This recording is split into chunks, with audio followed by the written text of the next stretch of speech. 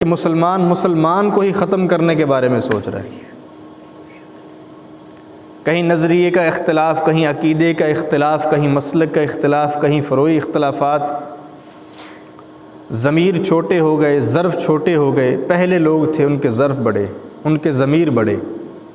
امام احمد بن حنبل، امام شافعی، امام ابو حنیفہ رحمۃ اللہ علیہ، امام مالک، 4 فقہ ہیں جو پورے ملک پوری دنیا میں رائج ہیں، اور چاروں کو ہم حق پر سمجھتے ہیں.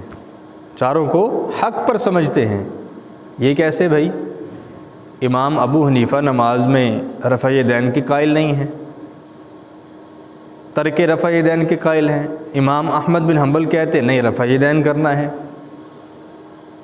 امام شافعی کے ہاں بہت خون نکلنے سے، جسم سے خون نکلے وضو نہیں ٹوٹتا.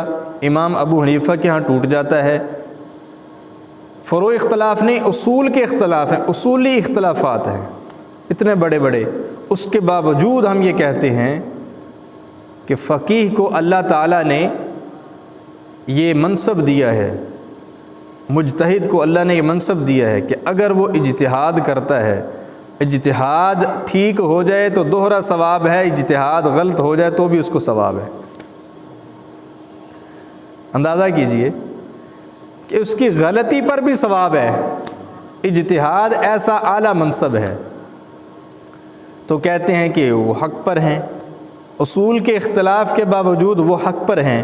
اور یہاں فروعی اختلافات ہیں. امام ابو حنیفہ کے ہی مقلد، اہل سنت کہلانے والے، لیکن چند دہائیوں سے پارا پارا بکھرے ہوئے.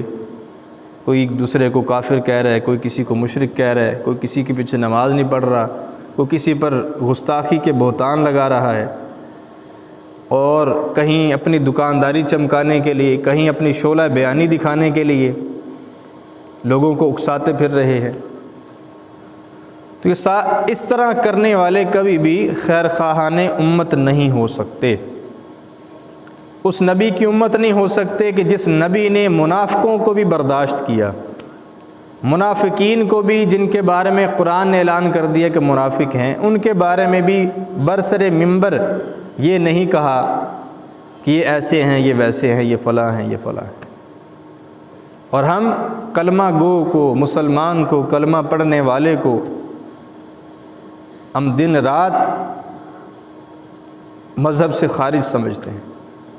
اور ہماری فکر کا محور اور مرکز یہ ہے کہ کیسے دوسرے مسلک کو ہم چت کر دیں. اور یہی زوال کے اسباب ہیں، یہی آج پریشانیوں کا سبب ہیں کہ پوری دنیا کے اندر مسلمان جو پس رہے ہیں، ذبح ہو رہے ہیں، بھیڑ بکریوں کی طرح کچلے جا رہے ہیں. اس کا سبب یہی ہے کہ ایک ملت نہ ہونا.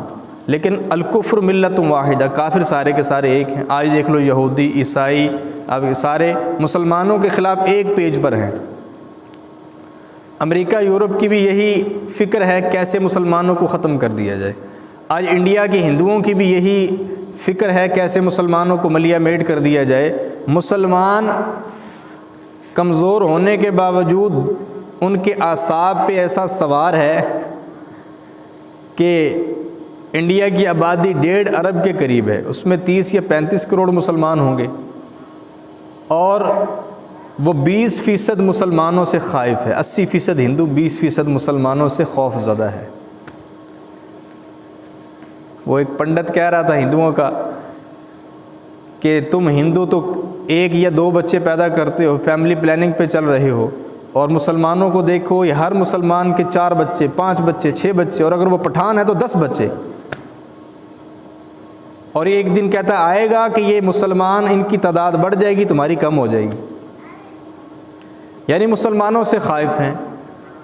چائنا جو پاکستان کا دوست سمجھا جاتا ہے، ایسے ظلم و ستم ڈھا رہا ہے.